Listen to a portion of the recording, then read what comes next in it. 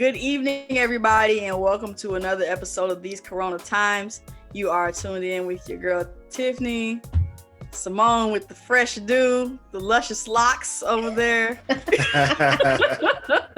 and Mr. Brandon's in the house. What's up, Brand? Not much, folks. How y'all doing?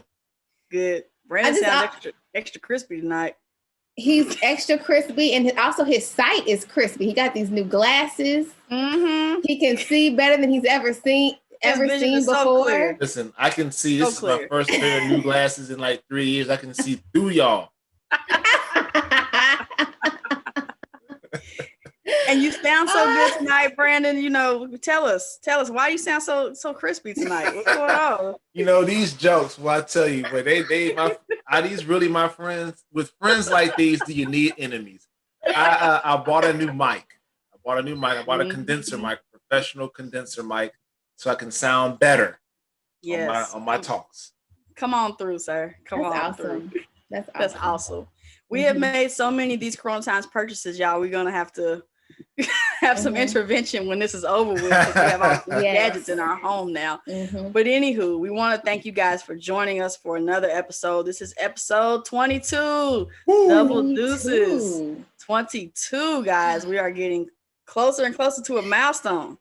And I don't know about you, but I believe anniversaries should be celebrated. That's all I'm gonna say. It's the episode's the same as that's my age. Episode 22, and I'm 22. I mean, this is perfect. Why are we lying to the people? Why do we don't need to lie to the people? Stop lying to yourself, number one. Well, we have got a hot topic lined up for you all tonight. We're talking about church revelations. We'll see what that means in a little bit. But before we get to that, just want to welcome you all. Want to thank you guys for watching. Thank you all for joining us last week when we talked about how to debate in these Corona times, which could be a kind of difficult topic. I know it was for me. I felt triggered and attacked on various levels. But you know, it was a wonderful conversation. So we appreciate you all for engaging. And as always, please continue to like, follow, subscribe to us on Facebook at These Corona Times, YouTube at These Corona Times. We love to engage with you all in the watch parties.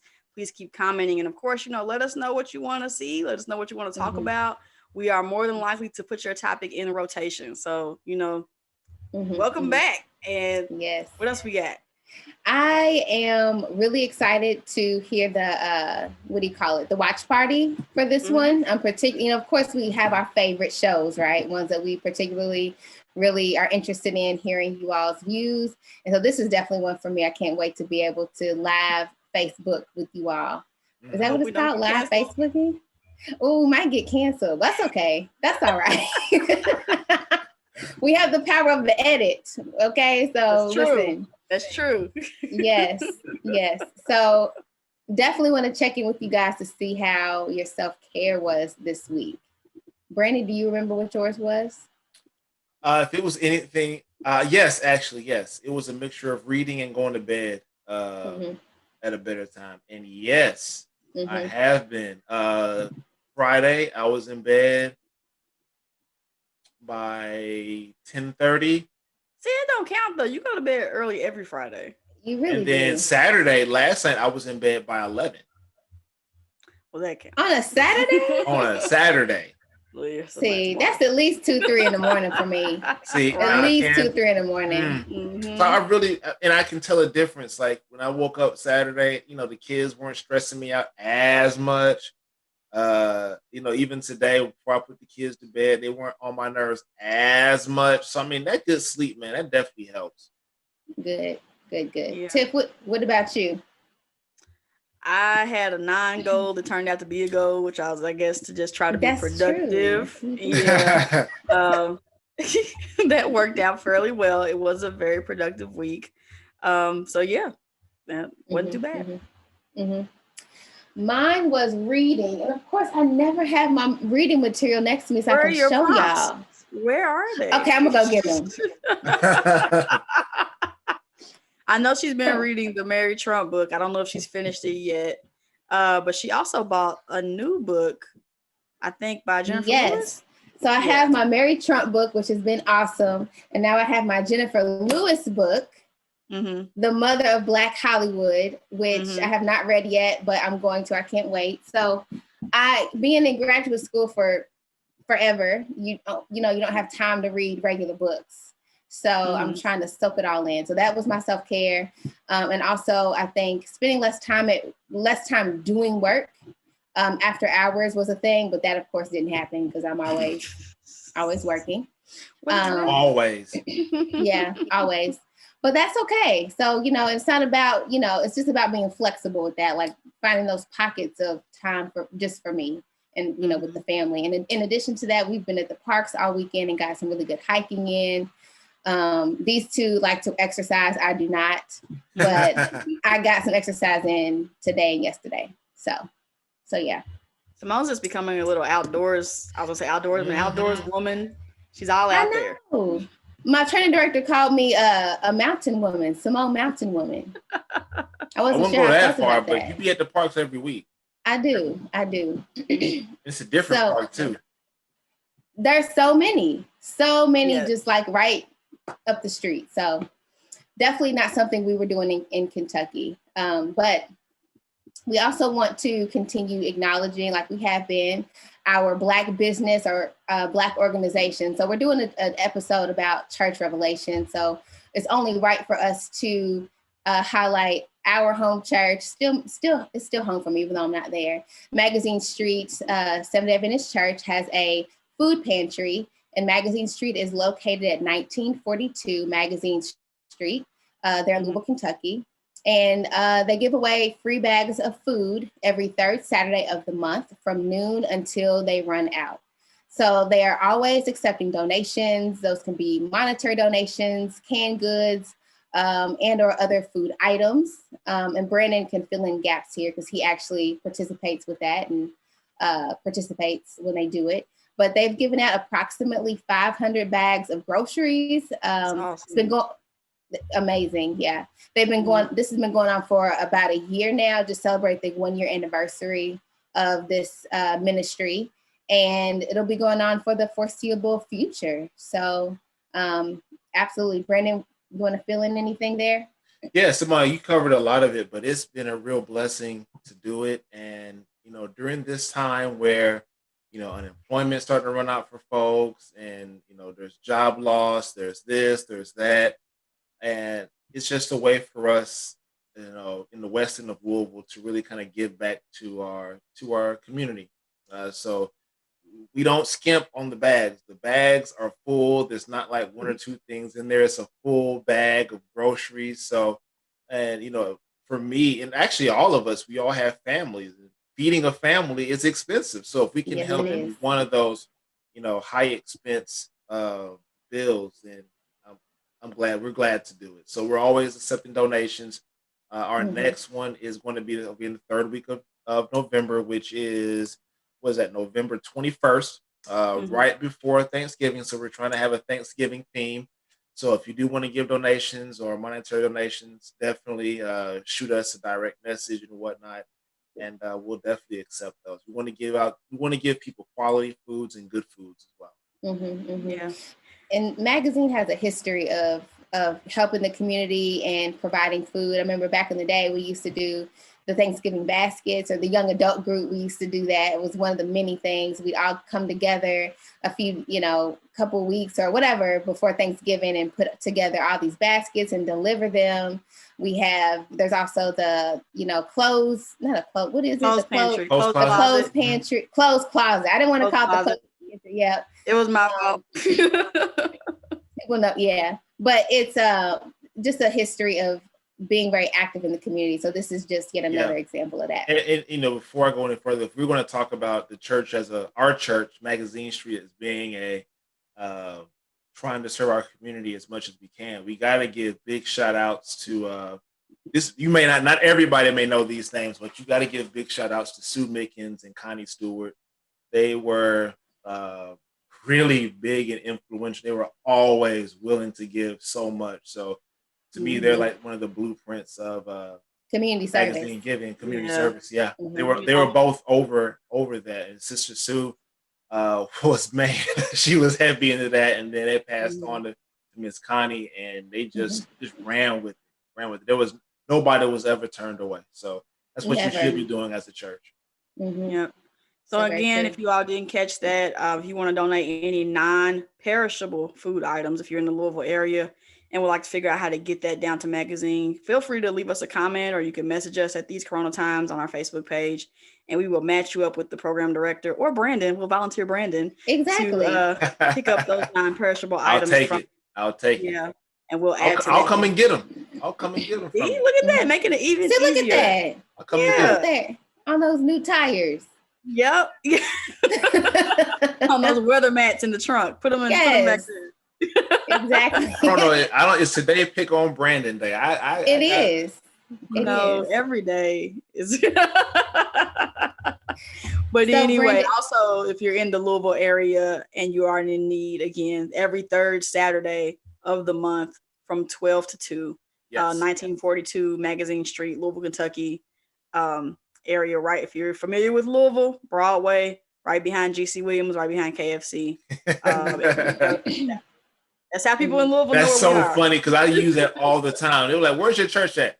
Oh, it's off Broadway. It's right by GC Williams and KFC. Oh, that's your church. Oh, okay. Yes. Even if they don't know, they know where the KFC and the GC Williams is, so they'll find the church after that. Even if they don't.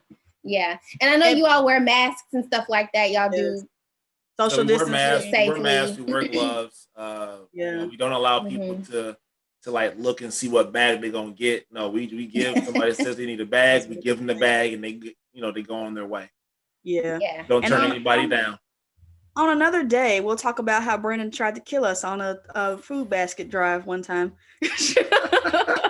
Yeah, that's true. Oh, I did. Many stories. Yes. But this is a good segue into the episode the orientation to the episode, Brandon. Yes, use your new microphone to speak. Use my new microphone. So if you've listened to us for any length of time, you've known that we all grew up in the same church. Magazine Street, Seventh-day Adventist Church, 1942. Magazine Street. All grown up there. I've been there for a little over 20 years now. Those two even more before that. So we're talking about this church. I wanted to say a disclaimer. This is not talking about Magazine Street. So nobody come at us like that. Don't add us. Don't add us. Don't do anything. We're not talking about magazine. We have all, this is an episode about church. So we're talking about the church as a whole, not individual churches, not individual persons or anything like that. But we wanted to do this episode on church because we are all 35 and 36. We have grown up in church and we have seen both the good and the bad. And we want to really just kind of talk through some things, talk through some of the toxicity, also talk through some of the things that we are very fortunate and blessed to have experienced while being in church. So, we're church folks. Ain't no doubt about it. So we just wanted to we talk about it quite often between the three of us. But we just want to get you all's feedback. We want to see where you all's minds are when it comes to church.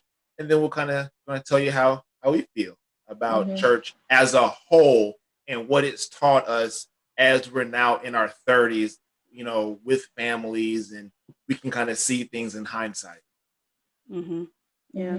Mm-hmm. As Brandon said, for myself and probably Simone, we have only belonged to, Simone now gets to belong to a new church, but I've only belonged to one church my entire life as far as holding membership at a location.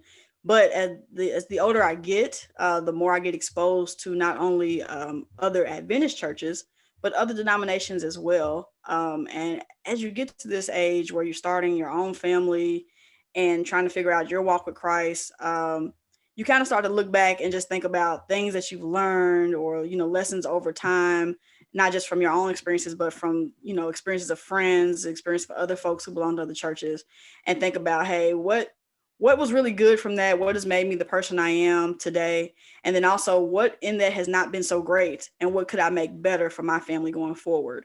Yep. So again, I think of this as, COVID has given us a lot of time to reflect. And like Brenda said, we've had these conversations in our polos, it's where we get many ideas for our shows or whatnot. So we've had this discussion before, and just about the church as on its entirety, as Brenda said, not singling out one individual church, but on its entirety on a grand scale, because there are some things that are even showing up from the church in the world today. Like we were talking about the case of the new Supreme Court justice, and her faith was a great topic during the hearings this past week.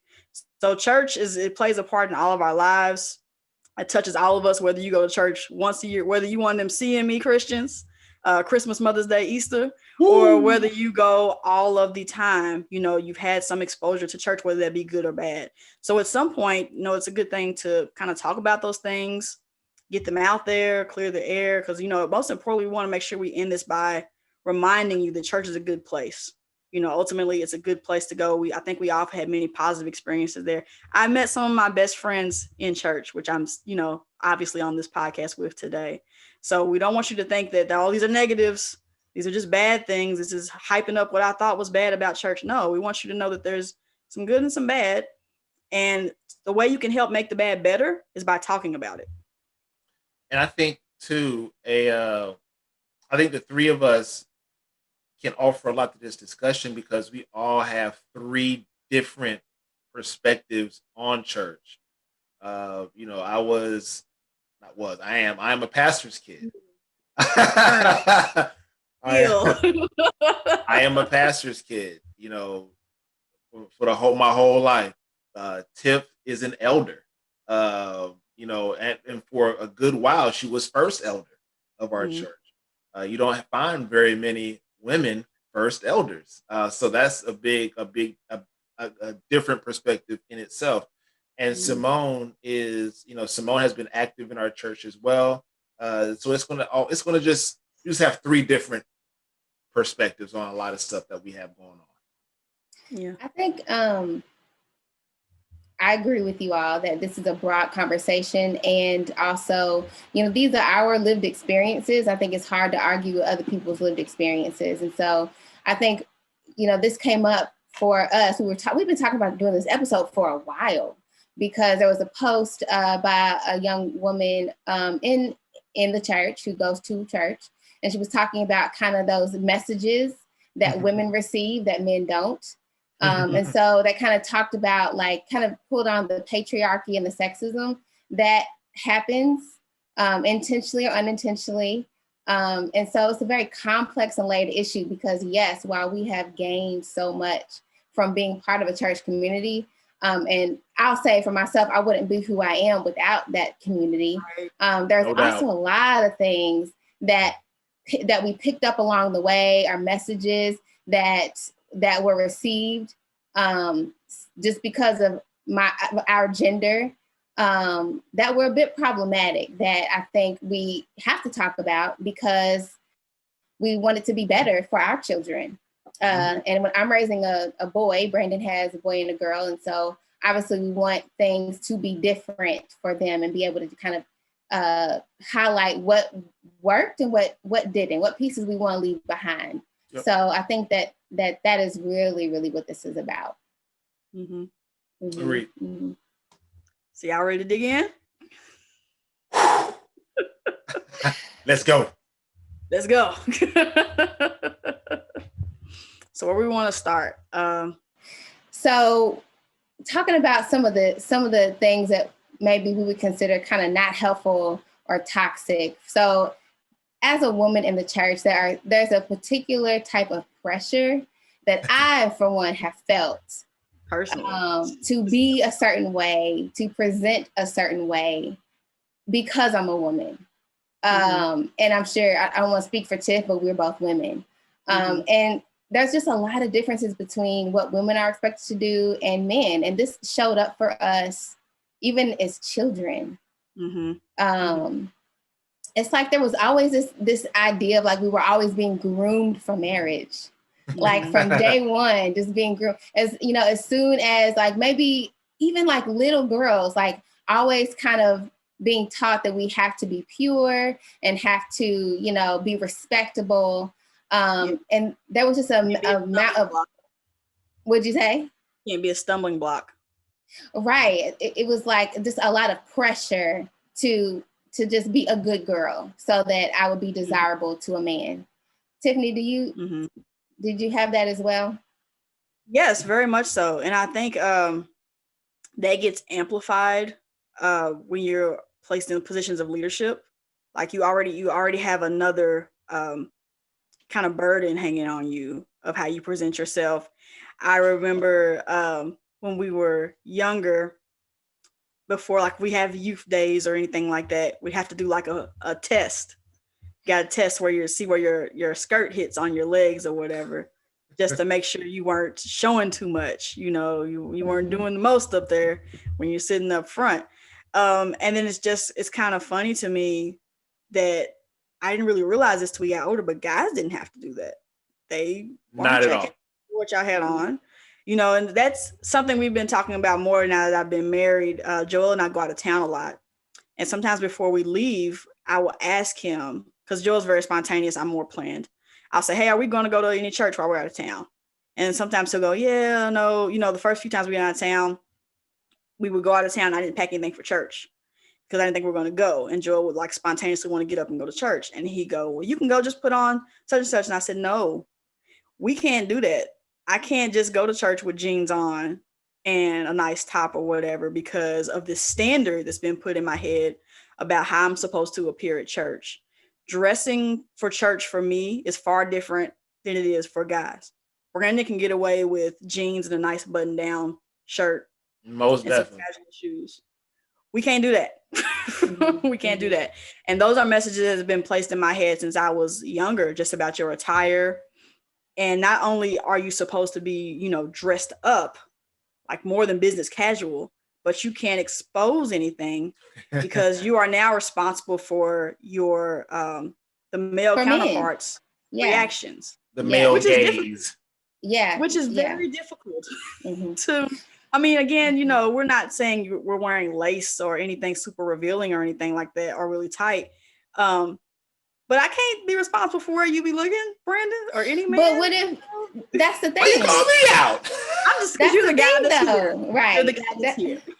The thought that we are responsible for whether or not a man is, and this is the words that I have heard, men lusting over us. Okay. That is not our responsibility, but it was taught to us that it was. And Tiffany's right. Like so many, youth days, you get on these programs, you got to walk. First of all, before you even go to the podium, you go in the back in the pastor's study so you can pray. Everybody's giving you a once over and looking at you. And the women are I remember getting the look more so, like the women getting the look more so than the men, looking at your skirt, making sure it's the appropriate length. And then when you get up there on the podium, I mean, you got to make sure your legs oh my gosh, the stress. Cemented. You got to you don't want to be a stumbling block, right? And not only that, but just the idea of being up there in the first place is controversial because growing up, I was always taught, like my great grandfather would read to me, that women need to be quiet in the church and that we shouldn't be up there speaking and really should be seen and not heard. So for me to even be up there was tough because it was counter to what I had been taught by somebody who I highly respect, my great grandfather, which of course I still do. But that was just a piece of that's just a piece of what we're talking about. And it doesn't feel good. And like we were saying, as we've gotten older, we've realized that some of these things may not have been helpful, may have been oppressive. Yeah, and before Brandon answers, I know he's just chomping at the bit. I'm ready, son. Give the guys. Well, I want to go back to what Simone was saying about messages in the beginning about having to get married. Like, I want to know just how many females out there had a plan in their head about, I got to be married by the time I'm 25. I got to have kids at 27. I got to have the house at 29. And part of that is what we learn in our churches. Like that's the goal, right? To be a submissive wife. And the topic for another day, but we learn about that. And then we get these messages about how important it is to achieve the ultimate goal of getting married, because again, you want to be pure. You don't want to be out here for I don't want to say any of those other lackluster terms, but you don't want to be out here, you want to be fast. You don't want to be in the sin bag. You don't want to be promiscuous. don't What's wanna be another word? Unchaste. What is it? you Seriously. don't you don't want to have any of those things about you. So because of that, at a young age, your mind starts thinking about dating and like the whole prospect of not wanting to be single in the church. You want to find somebody as soon as you can. You want to find them in the church. You know, you want to got to make sure he's churched. You know, it can't be unchurched, can't be unequally yoked. These are the things that we get as females. And I don't know. Bombarded with. Yes. And I didn't know that Brandon did not receive those messages as a young man until we started having these conversations. Because Simone and I have been talking about this for years. You know, things that we just were perceived or were kind of like subliminally placed upon us. Brandon, what did you hear? I'm gonna tell you, I didn't hear nothing. Nothing. I didn't hear nothing. So, brief backstory, right? So we moved to my family moved to Louisville from Wilmington, North Carolina, back in '98. Yeah, back in '98. I want to say it was like the summer of '98. And when we got here, I was just supposed to be the pastor. I mean, I was just a pastor's kid. I was just here. He was a target. No, you were a target, okay? No, you were a marked man. Which again, in hindsight is crazy because none of those messages for me. So there are certain things that I had to do because I was a pastor's kid. Don't get me wrong. Like I had to make sure to be respectful to everybody. I had to make sure to talk to everybody. I had to make sure to do this, that, and the other, remember names and blah, blah, blah, blah, blah. And so there are certain things that pastors' kids have to do. And that's a definite line that we have to be against. But when it comes to like dating, when it comes to like my dress, like I never had any issues. Nobody ever came up to me and said, Brandon, man, that suit's just a little too revealing. Brandon, that suit's a little bit too tight. You're showing your little baby muscles. And see, Brandon, you can't be wearing jeans in the church. That's just, you can't do that. Nobody ever said those things, and then nobody said, all right, look who pick one. Who in the church you gonna be dating? Like dating was like, it just kind of happened. Like it wasn't like a thing that I was like, oh shoot, but I gotta find a date now so I can marry somebody and I can become a pastor and I can have none of that. I got none of that whatsoever. But apparently in our discussions, things were a little bit different on the teenage girl side. Meanwhile, we were, even if we didn't talk about it specifically, if there was a new boy in the church, we noticed. We all see who would gravitate to said boy. And then once one of us stuck claim, which would consist of taking his watch, we used to do that. We would take their things. Yeah. And that would be like he's marked. So the other girls had to back off. Back off. And if you didn't, that was an issue. And so this idea of like us, we need to like find somebody, it pitted us against one another. Yeah. I'm gonna tell you, I was so oblivious to all that. All I cared about was my boys. I think the first dude I met and was cool with was my dude Keith Dorsey. Still one of my best friends. We chopped it up. Then I met my boy Julius, my boy Greg, and you didn't care. And after that, after I met up with them three, and then some of the other dudes that I met at the church school, I was Gucci. I was good. There was no issues. Like it doesn't mean I never thought about women or I never wanted to not have a girlfriend or anything, but there was like no pressure on my end, like at all. Yeah, you know what I'm realizing too is it's not just about the boys, but it was also their mothers. Like, not only did we want to look appropriate, but some of that was because, you know, if you like the boy, you want his mother to like you too. To approve too. To approve. And I mean, that just hit me. It was just it's almost like you're putting on this show in a way. You know what I mean? To make sure that you are appropriate at all times. Yeah. And you don't even realize you're putting on that show or putting on that mask, but you are the minute you walk in the door. Well, and that's partially because the thoughts of being promiscuous are oftentimes placed on the female in the situation and not the boy. You know, it's the girl. So the onus is on the girl to be presentable, to not be fast, to be holy, to be pure. It's not on the guy, you know, and you never get that. No. And let's talk about, let's just get personal just real quick. Whoa. Well, no, not really. I have always been a very shapely girl. Like younger, I had the hips. Okay. Yes. And I did not grow into them until later on. Okay. But there was a perception. Oh, you can tell when a girl started having sex because her hips get big.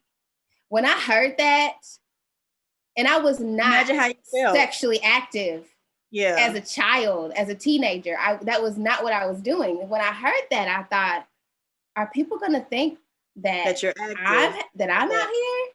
And I wasn't. But there's, Were you gonna say, Tiff? No, I was just agreeing with you. I was like, I've heard that before, like growing up, and I was just wondering, like, I wonder how you felt. I never thought about that. Like, how did that make you feel, knowing that you weren't doing anything, and suddenly you were being put in this category just because you're made the way you're made, right? Know? It did not feel good because, and nobody said it to me, but I heard somebody say it at church. And so I thought about myself because I knew how I was shaped. And it's just an interesting thing. Like, who thought of that?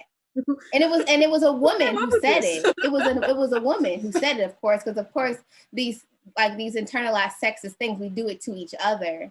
And it's, it just made me feel terrible and scared and worried about how I'll be perceived because I wasn't doing any of that. And I just wonder, like, where'd that come from? Like, what science book did you read that out of? Pseudoscience.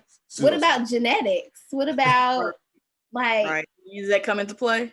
None of that. What were they putting in the chicken back then? I don't know. I was eating heavy chicken. I mean, antibiotics. I don't know. Ate a lot of indies back then, huh? The KFC was right there. I mean, we would go to the KFC. Right there. And I think about, like, we're talking about shared experiences we had as teenagers in the dating game.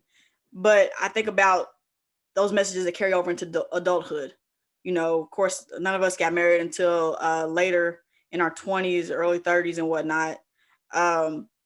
Those same messages that we had as teenagers come into play as adults. I think about when, and not just, of course, any church, because guys are so scarce, when single men come through the doors of any church, it's like, oh Lord, he's at church, he's got on a suit, he's single. Okay, how am I going to get? It's the media. Like, it's called hunting season, Tiffany. I've heard that. Oh, it's hunting season, which is so weird. But it's so like women get together. Pretty much, and it's a joke. It's a joke, but it's really not, because especially I think some of the older women that were not married would say some of these things. Like they're all coming together, just looking on the prowl to see what man's available, and it's just this idea that you're not enough. That what you have going on in your life, your job, your career, your family, or whatever else, like that is not enough, and you are insufficient as a single woman. Yeah, exactly. And that's a real problem. And I just don't think, men, you all seem to just have a way easier time. The pressure isn't on you. Of course, it has to do with childbearing too. Like once we get a certain age, we're told like, oh, you're too old to have kids. So I think that's a piece of it. We didn't even talk about that message of it's, first of all, it's when you're going to settle down. And then when you get married, it's when are you going to have a kid?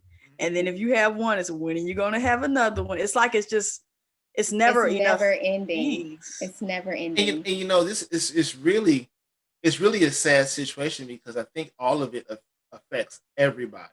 And so Yeah. for me, who finds myself lucky to have the woman that I'm married to, right? And who's a Say boss. blessed, Say what? blessed and highly favored. You Blessed and are. highly favored. Blessed and highly favored. But for me, I had to learn how to step my game up just to get, just to be able to pursue her. Because if we keep it all the way real, if we're looking at it from a man's point of view in church, we got it easy. And the easiness means I ain't gotta put work, I ain't gotta put on no work because all the things they said, listen, I'm gonna show up to church, I'm gonna have on a suit or a nice sweater, a nice button up, nice pants. I'm gonna quote a few scriptures, and all of a sudden, oh my gosh, he's an anointed. You got somebody. So we have to do the bare minimum, like to get eyes towards us. So it makes us as men become very lazy. Like what we gotta do? What we gotta work for? Because I don't think we've talked about this at all, but the ratio is not in not in women's favor when it comes to church. Because again, if we're looking at church, we're looking at women are supposed to only look at the men in church. In the church, because you got to be equally yoked, right? In the church, because you can't be unequally yoked. That's whatever that means. That's a topic for a whole nother segment too. But you can't be unequally yoked, which means you have to be at church. So if there's like 50 single women and then like 3 single men, what's the men really got to work for? Because you got all these other options, right? So it creates, it makes us lazy when it comes to certain things. And yeah, it really is just a trash system for everybody. I also think that creates messiness as well. You know, it's one thing when you're teenagers and those are the numbers, and it's teenage love. That's over within a few weeks, right? But when you're adults and there's different levels of seriousness in those relationships, if that doesn't work out and you stay in that church and then you date somebody else, that just becomes a tense and messy situation, right? So then it takes away that man's or whomever that person is that maybe not a member. Like it takes away their desire to stay in that situation because look, it's not healthy. It's not conducive. It creates a lot of backbiting, creates a lot of gossiping. Us versus them. So then you end up actually losing people from the church because this has gotten too messy because of how much emphasis is placed on finding a mate. Listen, I did not realize how crazy it was until the rumors hit me. I was hanging out with a particular young lady, and again, by hanging out, I mean really like at church, hanging out, and all of a sudden there were rumors that we were sleeping together.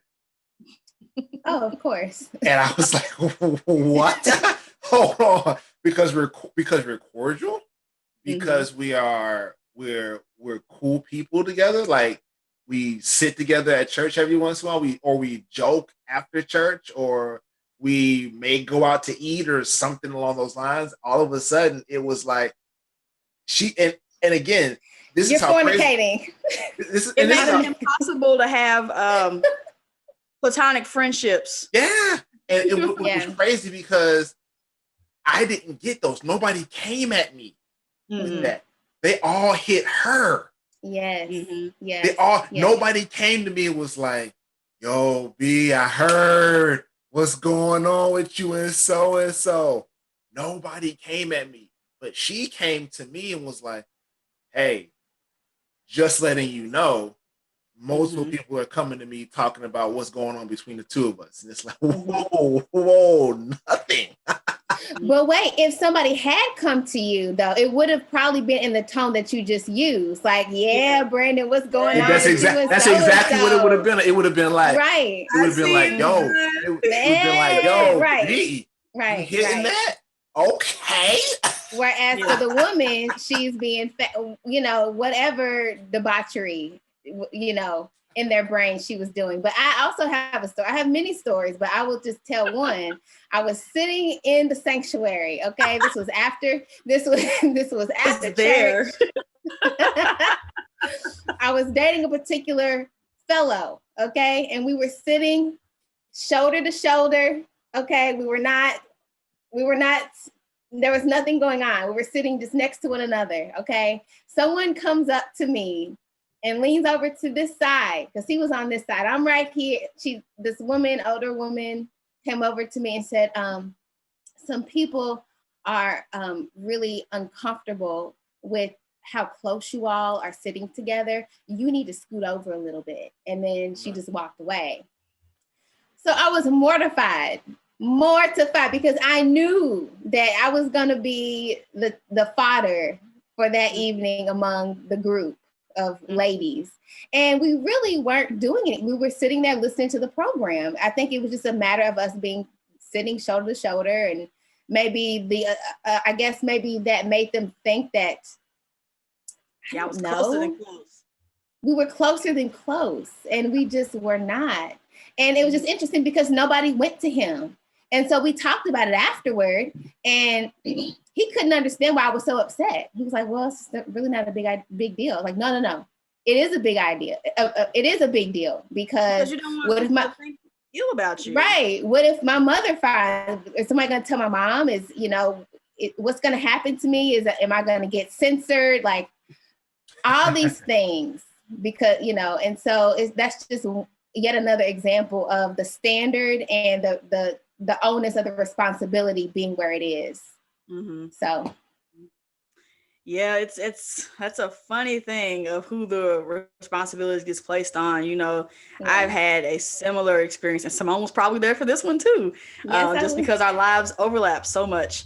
But being at the home of someone and kind of just hanging out in a room with a mixed group of teenagers and all sitting on a bed, laying across the bed, just hanging out, talking, and the owner of the house comes into the room and looks on the bed. Now there's a couple boys laying there, a couple girls laying there, and says to the young ladies, fully clothed. Yeah, fully clothed now. Room full of people with open doors. Like there's no closed doors, there's no blankets, it's not dark. Really just sitting there chilling. Now, granted, I'll also add the teenagers that we were hanging out with, the guys were a little bit younger than us, so that not anything was going on. There's very much brotherly, sisterly love in this situation. And the comment was made that nice girls don't lay on beds. Nice girls don't lay down on beds. And it was like, well, what about the boys? Are you all this time I've been trying to be a nice girl, and this moment just ruined it. Being a nice girl. Whatever it meant to be a nice girl, I've been being it. But yeah, that's really the wild thing, man. Like, again, a lot of men, myself included, don't understand the reaches of patriarchy until you start actually talking to women. And I think that we as men have to have these discussions with other women because we are so oblivious to all of these things. Like none of this stuff. Me, Tiff, Simone grew up same church, went to a lot of the same places, heard the same exact things, but it was never really directed to myself or to the other males that were there. And for us being 13, 14, 15, 16, 17 and whatnot, we didn't catch any of that anyway. It's just now within the last, I'd say, 5 or so years, talking with Simone and Tiff, are really like, oh shoot, that y'all, they said that to y'all, like, oh, they ain't say none of that to me. I mean, what were you like last week years old when you found out some of these things that we had perceived? Literally last week I found out some stuff was like, I had no idea. Yeah, and it's such a complex thing because I love my church. And magazine will always be home, right? And there's so many things that I like for somebody like me that didn't have like that consistent father figure, right? Like didn't have that all the time. There are certain men in the church, like for example, Uncle Joe Mallard, who has been consistent and always appropriate, loving, kind, like love him so much for being who he is. And at the same time, there have been other men who I guess we'll call them kind of creepy. You know, like you ain't got to hug Uncle Joe for a man like him, always appropriate. But there are other men that you grow up around that you know something's not right. You feel like it's not okay. Like, why am I hugging you? Why am I being expected to come over here and give you another hug? You know, I got to get my hug. No, you don't actually. Mm-hmm. And so those are the kind of things I wish somebody had pulled me aside and said, you know, if you don't feel comfortable with that, you don't have to go over there and hug him. You don't have to do that. And you're not being disrespectful to your elders if you don't go and put yourself in an uncomfortable position.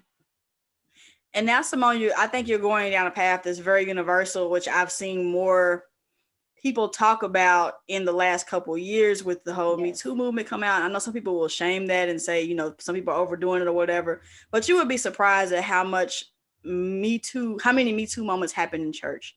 And for me, I'm thinking about, I think I use this as an example. We were making up our notes for this. The situation with young Ariana Grande at Aretha Franklin's funeral. And a lot of people were talking. I remember, like, of course, live tweeting, watching this 8-hour funeral service with other people around the world. And a lot of people were talking about what she had on. You know, that's not appropriate for a church. Somebody should have told her that's too short. That's too this, that's too that. And then when the minister went to hug her after, you know, a lot of people were talking about how she looks visibly uncomfortable. His hands, he's been holding on her too long or whatever. You know, just again, the church we're taught about hugging. We're supposed to hug people. You know, that's just what we do. You don't think about it being inappropriate because, hey, we're in church. But that to me was like that divided the church for a whole weekend. People were arguing about, did he hug her too long? Was it her fault because of what she had on? And like, again, you're blaming this young lady who may not have any church background, who may not know nothing about church. Mm-hmm. You're blaming her for how the pastor reacted to her and not whether or not he was wrong for having his hands where they were or for hugging her for a longer amount of time than he should have. There's no reason for him to have his hands on her that long. None. Right. But you know what? I did it too. When I saw her outfit, I did it too. I was critical because I was like, you don't wear that to church. Where she thinks she was going. Right.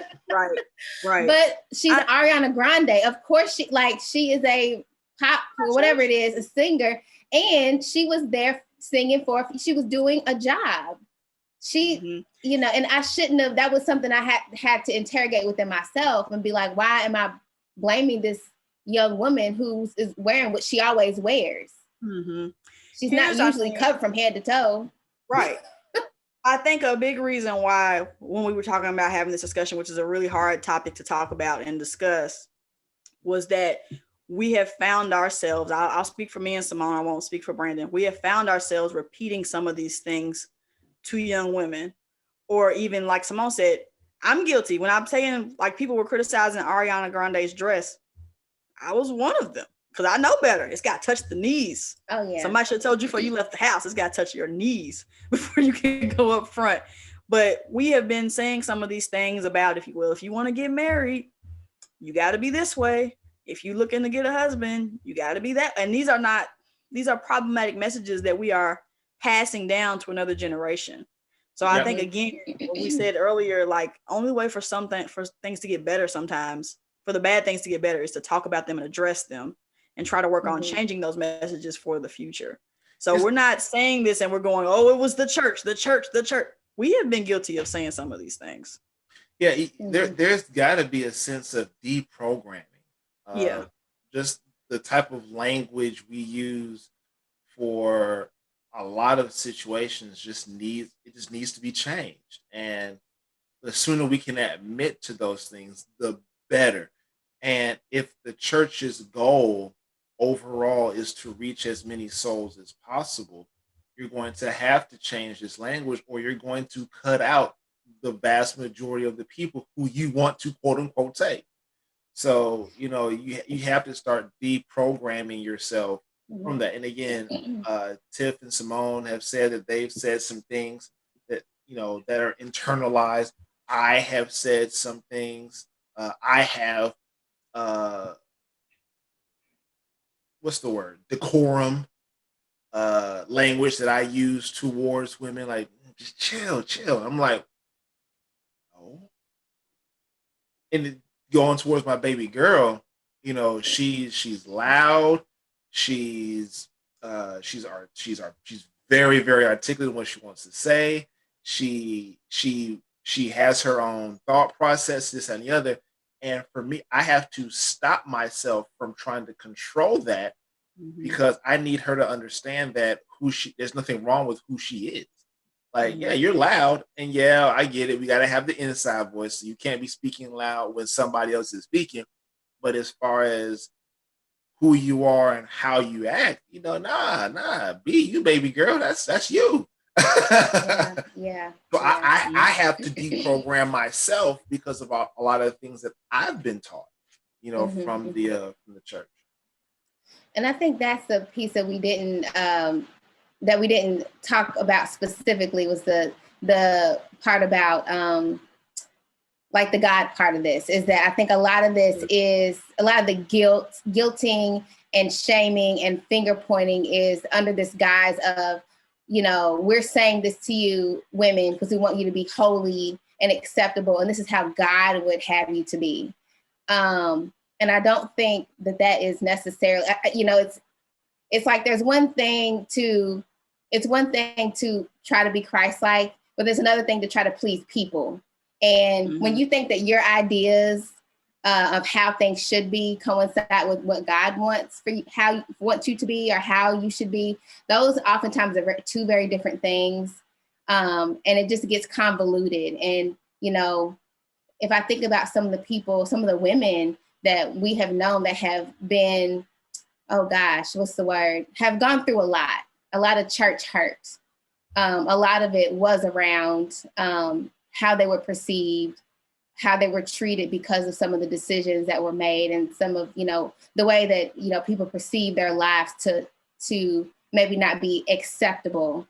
And as we have gone back and talked about and reflected on some of these stories, and I really felt bad about some of the thoughts that I had about them back in the day, because of what people said or how they were treated. And I just took that in and didn't interrogate it. And I think what we're saying is that we're doing that work now. You have to, because when you start looking at stuff, as we become a little bit more learned in ourselves, you got to look back and be like, that just doesn't make sense. You say that to them, but you don't say that to them. Like, why is that? Why can he do X, Y, Z and she can't? And why is this? And something's not adding up right now. I don't understand. It starts to play with your mind. Right. If holiness is right for young ladies, then holiness is right for young men. Okay. If young ladies have to shun the appearance of evil, young men should have to shun the appearance of evil. And as Simone said, you get told these things under the guise of, this is how God wants you to be. This is what God wants you to be. But we have to remember, and not to get churchy or real spiritual, God looks at us as a whole entire picture. It can't be that you're just saving yourself for marriage and you just dress this way, and you could be a terrible person outside of church or outside of your relationship or whatever. Just the fact that you're being holy or pure is not the part of you that God wants to be right. He wants your entire person to be right. He wants your entire spirit to be right. So you can't concentrate solely on, I can't be a stumbling block. I got to dress this way. I can't be sleeping around. I got to do this because I want to get a husband. And if I do these things right, and then the whole rest of your life is jacked up and on some other level of mess. Listen, but the funniest thing I know you all have an idea, but do you know how easy it is for me to be married in church right now? Do you know I How have to easy is it? say what? How easy is it? Tell us. Oh my gosh. It is such a cakewalk right now. Like and Simone is rolling her eyes like Because you get to benefit from the oppression of the women. it is so easy. And like I have to literally correct people. And you get so much praise. I am active. Let's keep it 100 here. I am very active in my kids' life. I do a lot with my kids. Mm-hmm. My wife also does as well. Right? We're both very active with our kids. That's very important to us. But it is every time I'm in church and I'm playing with my kids or I'm doing this, that, and the other. It's like, oh my gosh, he's such a good dad. Oh my gosh, Brandon, you're doing this, you're doing that. I rarely ever see my wife getting the same kudos. And if I'm going to be 100% real, we split a lot of the duties in our household. That's how we are. We don't believe in gender roles. We just feel like what works in our home works in our home. But my wife does a lot of work. I put a lot of work, and she don't get none of that. We play outside in the parking lot with the kids. Man, man, you a good dad right there.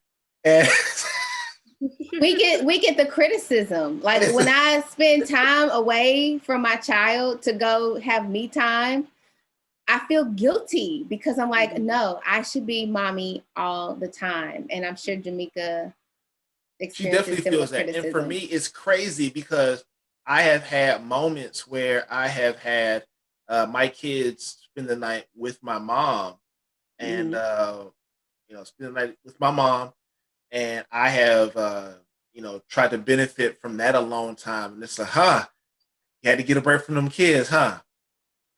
And it's like, man, you already know. It's like, man, they enjoy your me time, and the women don't get that.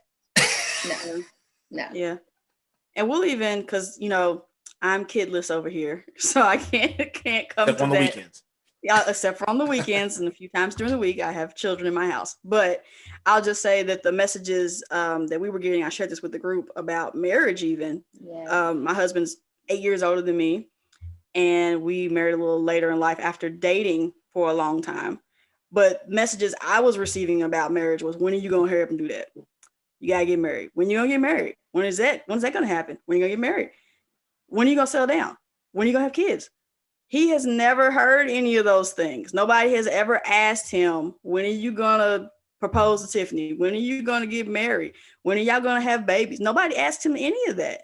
It all gets directed to me as if I have control over this thing that both of us, takes two people to make a marriage, both of us are a part of, but all of the stress of that gets put on me. And as I was thinking about this in our conversation, I wonder how many of times have, as we go through like marital counseling and stuff, you find that women have this ideal of marriage that is very large and grand and very like Claire Heathcliff Huxtable type level stuff. And the man's not thinking about that at all. And I think a lot of that is because of some of the pressures that we get placed on us in church to, have a hot meal ready for your husband when he comes home. You gotta, some things I've heard recently, my Lord, you gotta cook and clean, make sure it's all right for him when he gets, what about me? Right. And which is why I'm glad Brandon brought up some of the things about like, y'all don't do the normal stuff or what people could deem as normal in your home. Y'all don't follow those traditional gender roles. I guess I'll say it that way. And you do more of what works for you inside your home. And I find that for us, we do a lot of what works for us in our home. It may not be what people who have been married much longer think is like a good thing, but that works for me and my husband. But that took a lot of deprogramming too, because I used to think like, can't go to bed angry. You know how many times I've heard that? Don't let the sun go down on your marriage while you're still angry. Sometimes you need to let the sun go down. Sometimes you're mad. And sometimes you need to process that. Time. But you're absolutely right. And I feel like that could be a whole other conversation too, about this idea of what it is to to submit to your husband.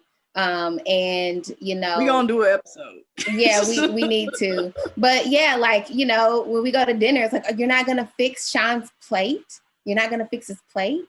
Who cooks in the house? You're not cooking every day. I don't have time for that. And you know, and I told Sean when we first got engaged, we had a very pointed conversation of the things that that I wasn't gonna do. And one of them was like, I'm not, like, if you want a hot meal every day, I'm not that woman. Don't marry me. I like to go out to eat. I don't mind spending money. This is back before when I would spend money. You know, I would, like, we're going to go. Simone cheaper than cheap right now, boy. She the cheapest person I know. It. But I was very clear. I said, listen, I'm not that tidy woman. Like, I have clutter. There's papers stacked. Okay. Like, I'm just not that woman, and it's okay. Like, you don't have to be that. And if you are that woman and you enjoy that and that works for you, too. Then that's fine. But I'm no less of a woman, no less of a wife, because I'm not like pasted to my child every second, or I'm not cleaning and cooking, and you know, I don't wear like high heels while I'm washing dishes. Got to wear the heels while you wash. If I wash the dishes, I might you not wash them at all. But this the thing. This the thing. Like, I am very fortunate in the way that I grew up. My dad and my mom, their dynamic was very different from a lot of folks. So in their relationship while they were married, I saw things. My dad was the cook in the house. My mom was not. Could my mom cook? Yes. Did she? Not very much. My dad handled that. So a lot of the roles in my home growing up were different. So growing up and now where I'm at now, it's like I don't necessarily expect all those things. It's whatever works. And I'm just glad I had a very good. It's so funny because, you know, me and Sean have had these talks, and it's just like we're dealing now with a patriarchal system that it's told men that we need to be XYZ, but women are becoming bosses and doing XYZ, and now a lot of men can't handle that due to whatever reason, and it's messing them up. I'll put my business on Front Street. I'm gonna do whatever I need to do. My wife makes way more money than I do. And I'm cool with that. And I do want to thank my parents for setting a good standard for that, and helping accept those type things, and not necessarily being all the way into a patriarchal system as a lot of people were. Yeah, and I can definitely. I know we're probably over time, but I just we are, but it's all good. I'm sorry. We're bringing it home. Yes, we are. We are bringing it home. But being raised in a single parent household, just being raised by my mother, I never saw a man doing things. Like, I never saw a man leading her. And so this idea that I'm supposed to get into this marriage or, and be submissive or, play my role in a traditional way never ever made sense to me. And at the same time, I was definitely expected to do so. And I think for me, one of the things I definitely want to leave people with is this idea of, young women in general, we're dealing with things. We're humans out here. We're in relationships. We're trying to work. We're trying to raise children. We're trying to go to school and have careers. And I think with all of this patriarchal system, when people are going through things, serious things, there's often nobody to talk to, because you have to worry about being shamed or blamed or being told that you're, sinful or defective in some way. And so I think that it's our job, as we're having these conversations, to advocate for women, educate men when we can. And also, I'm raising a little boy and working toward not helping him find a good woman or a good girl, but helping him to be the best young man he can be, and a man who treats women with respect and not like a piece of meat. Yep. Now, and now with all that being said, I know we're getting close to ending, but we've said a lot of things about the potentially toxic things that we were taught growing up. But that doesn't diminish a lot of the good things that we have learned in church. I personally, I'm not going to speak for Tiff or Simone. I personally can say that I would not be where I am today if I had not grown up in the church. I know that for a fact. I I love public speaking. I started public speaking in church 10, 15 years ago. And I am better off for it. A lot of the things that I do as far as organization, as far as business and things along those lines, I learned a lot of that from the church. The church has a lot of good things. We are here to talk about some of the toxic things that we have either experienced or heard about in church. But don't get it twisted, folks. Don't get it twisted one bit. We have learned a lot from church, and depending on what Corona does in the next 24 months, I expect my kids to be in church as well. We're not leaving. I'm gonna speak for myself, but I think I can speak for the other two. We're not leaving church. We're not saying bye bye church, but we do have to talk about some of those things that we were taught growing up that were less than good. I can't wait to get back in church. Okay, when the doors open, I'm gonna be in there. I love the people. I love the community. It's amazing. The church that we're at now, right when we were really getting in there, Corona happened. But as y'all watching know, I'm a psychologist. I got my early psychology training from Magazine Street, doing grief share, doing support groups. I mean, people calling me privately, talking to me about stuff that I wasn't qualified to help them with at the time. I remember, so I don't have any paper with me, but up there, never have no paper. Introducing Tiffany before she was speaking, or other people with my little paper, just reading off the paper. I don't like public speaking, but magazine is where all of that started for me. And so I definitely wouldn't be where I am without that place and the people. All facts. Yeah. We were allowed to fail up in church. And I think a lot of people can say that. A lot of people who sing, play instruments, they didn't always come out sounding golden or polished or whatnot. And a lot of that is because they've been able to spend time in the pulpits or behind instruments. Somebody saw something in them and allowed them to go forward. And I would say that's the case for me, as Simona said, preaching sermons. And I deem myself a quiet person. I don't talk a lot. I'm sit in the back of my classrooms. I'm not the first one to volunteer for anything. So to be able to really spread my wings in the way of speaking has really been a blessing. But not all the sermons were good. Come a long way. But being able to be a part of meetings I probably wouldn't been in the rooms for, or lead in various ways, or start my own programs.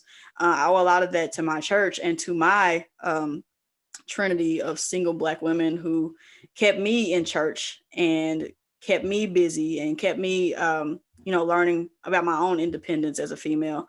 So I definitely appreciate those lessons. And if I could say anything to kind of wrap up Simone's thoughts about what we teach our kids, we're coming up in a very different time than even when we were teenagers. I pray for my friends all the time as they're raising their children in this world with many different messages from the outside world.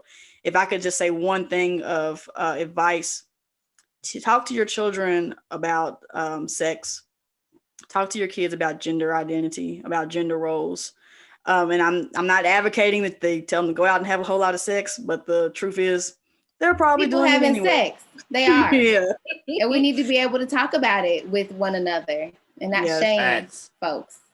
Yeah. Talk to them about it, because honestly, if you don't educate them, if the church doesn't find a way to educate them, the world will. And that's not the best way to get the messages about, like Simone said, things are happening in teenagers' bodies, people's bodies. We're already getting odd messages from leaders in our church or whatever about how we're supposed to dress, how we're supposed to show up. The least we could do is talk to them about some of the more important things. I wish folks had spent more time with us as teenagers talking to us about sex. Not just don't do it because you don't want to get pregnant, but the real things about like why you should not do that, why it's important to wait, why it's important to hold off as long as you can. So if you are raising teenagers, if you're in a church with youth groups with kids, hey, use your relationships with them to try to have these conversations with them, because they need a safe place to have these discussions. Yes, and you know, and I think that if your youth are deciding to be active in whatever way, then teach them the proper ways to do that, so that they don't contract something that they can't get rid of. Like, we're living in the real world and real things are happening, and so if people are not going to, if they don't want to do things in a particular way and they want to be active, talk to them about that. If you're going to do this, please continue speaking with me about that so that I can help you and coach you through that, because the reality is the data is showing that unfortunately people are leaving. Young folks are leaving. And I think a lot of it has to do with the fact that these rigid ways of being, it doesn't align with people's value system sometimes. And that doesn't, I'm not saying there's a right nor wrong, but we have to meet people where they are. And I feel like I know I'm up for that challenge. I want to be able to do that for my church community once we get back in there. And it's really important to be able to just treat people in a Christ-like manner. And that doesn't mean pointing the finger and blaming and shaming. Yep. And please, oh please, stop kicking people out when they get pregnant. That's not the time to let people go. That's the time to bring them in. Bring them in and show them some more love. Yeah. Yes. Like, stop being ridiculous, folks. Stop being ridiculous. It's really stupid. Yes, yeah. And your value systems, our value systems are very important, but whatever that is, be consistent with that across the all board. genders. Yes. Yeah. So, do we have anything else you want to say before we move to self-care? Lord, no, we said enough. Right before we get canceled off of the internet street. We getting calls from the conference right now. Right now, there's a letter being drafted. You know what? This episode has been a burden. That's how you can tell it's not easy, because I think we all have approached this very seriously, very thoughtfully, and I would probably say very prayerfully for all of us. So it's not like something we come into lightly, because we do realize we have this platform and people do listen and people watch, and we don't, want to come off bashing in any way, shape or form, which is why I'm so glad that we always give credit to the fact that we are who we are because of where we've been raised, not just in the church, but our families, what our parents have done for us. So much they have made us the independent thinkers that we are today, the well-minded, well-rounded young people that we are today. So I just say that to say we ain't entering into this episode lightly, okay? No, it's been in the making for several months. For a while. And true. Seriously, I think it's been it's been a minute. Yeah. It's been a minute, and we'll probably do more based on y'all's comments, what you all share in the watch party. I'm hoping that we'll get some good comments to maybe springboard into another episode. But we hope that y'all can relate to what we're saying, and maybe makes you think, makes you interrogate some things, maybe the way that you think. Maybe you learn something. Maybe to make you be more receptive or perceptive about things that are happening around you in your own church that you may not have noticed or picked up on before. You might go, I didn't realize I did that, because really COVID has been a good time of reflection for many things. Yes. And we're talking about it because we love the play. We love the people. So we want it to be better and more inclusive of everyone. So I'm thinking about self-care for this evening. I'm sweating. And it's not because I have on a sweatshirt. You too. It's not because I have on a sweatshirt. I'm going to bed in like an hour. I think for me, I'm going to escape into my Mary Trump book, okay? Because this election is upon us. And I'm trying to balance between thinking about that and not thinking about that. But I think I'm going to continue reading and just spending time learning about other people's interesting lives. Yeah. Brandon, what you got? I got nothing this week. I'm going to pull a Tiff. I got nothing. You pull on Simone. Pull Simone. I got nothing. I got nothing this week. I did do that. Okay. Well, that's good. Perfect. What about you, Tiff? I'm gonna do some video editing because apparently there's a lot of that to be done for That's not self-care. That's not self-care. Joy editing. I like technology and playing with my toys. Why are you judging me here? Okay. No. That's probably something I'm gonna do, but editing and playing with the technology does bring me joy. But I don't know. I need to do something tonight because my Packers lost today and I feel a ways about that. I'm probably gonna eat some ice cream. That sounds good. Good. Yeah. Well, as always, please remember to check us out on Facebook, on YouTube, to comment and share. I really cannot wait. I'm lightweight dreading the watch party. But I'm excited. So please let us know what you think, and please comment with us during so we can talk to you all and get your ideas. What did you like? What did you disagree with? We want to hear what you disagreed with. That's fine. We'll engage with you. Isn't that right, Brandon? What? I said we'll engage with you. Isn't that right, Brandon? I have, over the past 2-3 weeks, I have been engaging. Brandon has new glasses, so he's going to be able to read those comments. He can see them before you type them. Okay. See how it is. But no, really, we want to remind you guys to stay safe in these Corona times. Wash your hands. Wash your hands and wear your mask, folks. Please do those things. And it's always still, until it happens, I'm going to keep saying it, still justice for Breonna Taylor. Yes, all day, every day. Eat that. Yes, absolutely. But until the next time we come together, we come before you again. We remain yours. Lo siento